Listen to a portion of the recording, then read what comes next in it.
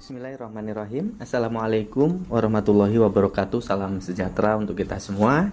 Tabib pun, ibu dan bapak, rekan-rekan guru sekalian, jumpa lagi dengan kami di channel Sertifikasi Guru, media sharing informasi dan edukasi seputar pendidikan profesi dan sertifikasi guru Indonesia.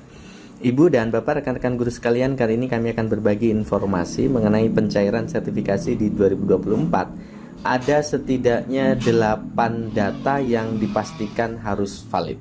Bapak dan Ibu, 8 hal itu apa saja? Berikut informasi selengkapnya.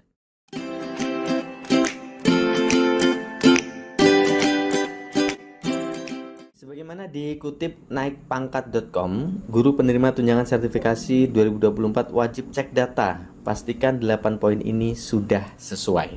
Bapak dan Ibu, teman-teman, apa saja yang harus dicek? Pertama, Bapak dan Ibu adalah NUPTK.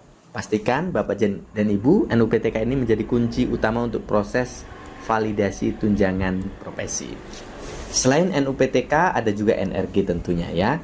Itu kuncinya. Kemudian yang kedua adalah status kepegawaian. Bapak dan Ibu pastikan data dan jenis atau nama jabatan sesuai dengan yang terbaru ya tentang kepegawaian Bapak dan Ibu. Lalu kemudian kelulusan sertifikasi yang meliputi data pada SIMTUN, ini Sistem Informasi Manajemen Tunjangan, adanya pada Dinas Pendidikan, dan pastikan juga data KSG harus dinyatakan valid ya. Ini KSG ini semacam kewajiban guru ya, misalnya mengajarnya harus 24 jam mengajar gitu-gitulah ya. Kemudian beban mengajar juga sama nih, harus Bapak dan Ibu 24 JP. Lalu usia, pastikan Bapak dan Ibu tentu belum pensiun ya, belum mencapai pada usia 60 tahun ya. Ini patokannya adalah tanggal lahir. Jadi pastikan bahwa di semua data baik Dapodik, arsip BKN dan juga di sertifikat pendidik Bapak dan Ibu satu tanggal yang sama.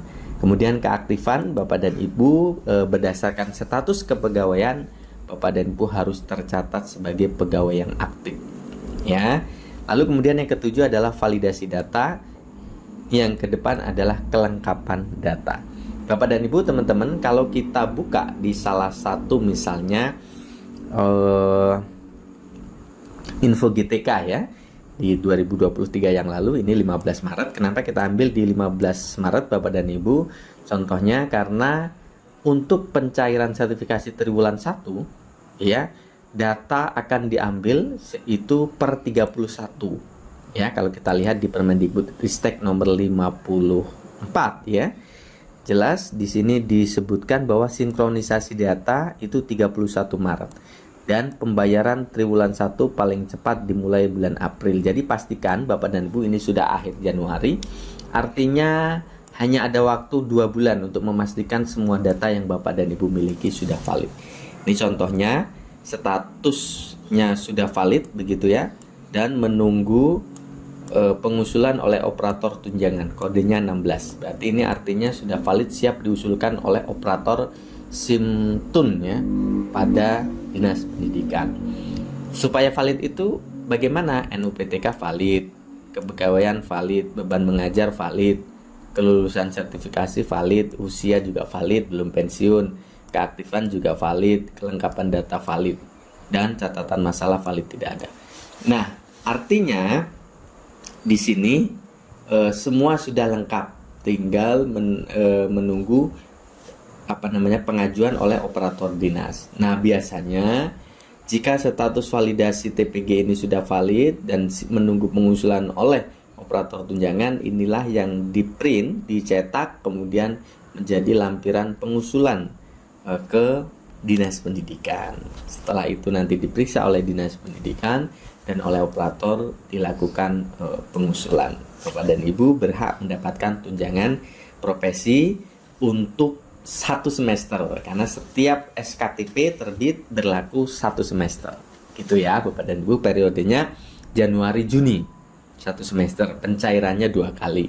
Nanti di semester kedua ya, Juli ya Desember, itu Bapak dan Ibu pengusulan lagi, harus memastikan valid kembali. Kenapa Bapak dan Ibu? Kenapa harus begitu? Karena memang di dalam pemberian tunjangan profesi guru ini tidak melekat pada gaji, tapi berdasarkan ketentuan peraturan perundang-undangan yang berbeda. Di mana bahwa Bapak dan Ibu kita sebagai guru itu per semester ada perubahan jadwal dan sebagainya ya yang mengajar, sehingga berlakunya satu semester. Satu semester ini mungkin 24 jam mengajarnya terpenuhi, tapi satu semester berikutnya kita belum tentu.